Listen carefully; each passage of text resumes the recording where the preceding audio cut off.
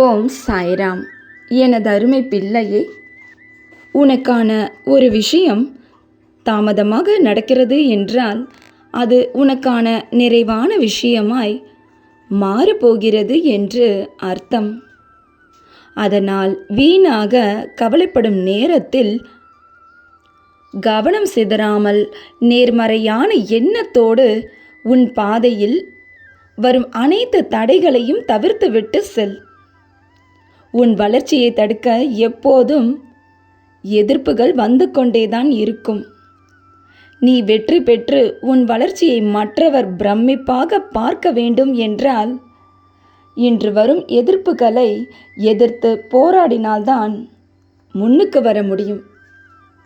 ஒரு நாள் எல்லாமே முடியத்தானே போகுதுன்னு உன்னோட கர்மங்கள் ஏதும் செய்யாமல் நாளை செய்யலாம், நாளை மறுநாள் செய்யலாம் என்று நாட்களை நகர்த்திக்கொண்டே சென்று வீணாக காத்திருந்தால் நான் எப்படி உனக்கு உதவி செய்ய முடியும்? அனைத்தும் உன்னால் சாதிக்க முடியும் என நீதான் முயற்சி செய்ய வேண்டும். பின்பு பார், வேதனைகளும் வெற்றிகளாக மாறும்.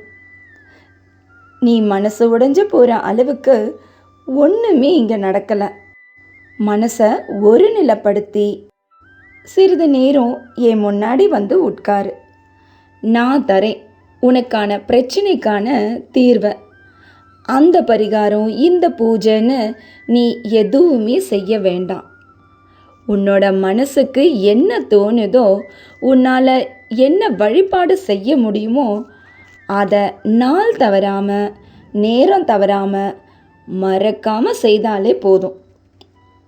வாழ்க்கையில் எத்தனை சோதனைகள் வந்தாலும் முன்னேறிக்கொண்டே செல்.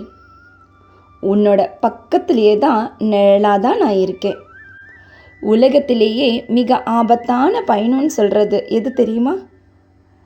நல்லவர்களாக நடிப்பவர்களோட நம்பிக்கையோடு பயணிக்கிறப்பார், அதுதான். யாரையும் சார்ந்து வாழ பழகினா காலம் மாற மாற நீ அவங்களால கைவிடப்படுவ. அப்ப நீ கலங்கித்தானே போவாய். யாரையும் நம்பி வாழாதே, உன்னை நம்பி வாழ பழகு. உனக்கு வயசானா என்ன?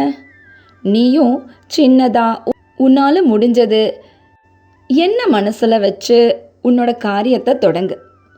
வெற்றி உனக்கு கொடுக்கலாமா வேணாமான்னு உன்னோட பக்தியை பொறுத்து. அதுக்காக வேலையை செய்கிறத விட்டுட்டு ஊர் ஊராக என்னை தேடி கோவில் கோவிலாக ஏற வேண்டாம்.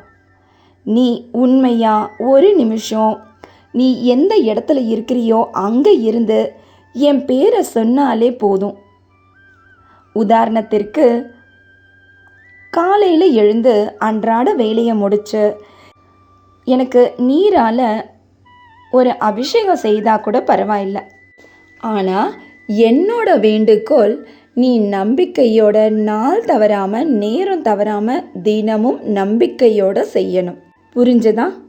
உன் மனசில் எண்ணிய காரியம் எனக்கு தெரியாதுன்னு நினச்சியா? அதுக்காகத்தான் இன்று செவ்வாய்க்கிழமையில் கந்த சுவாமியின் வேலோடு வந்திருக்கேன், உன்னை வெற்றி பெற செய்ய. இன்று உன்னோட மிகப்பெரிய தேவை ஒன்று உன்னோட மனசு குளிரும்படி நிறைவேறப் போகுது. ஆம், சந்தோஷமாக இரு உன் குடும்பத்துடன்.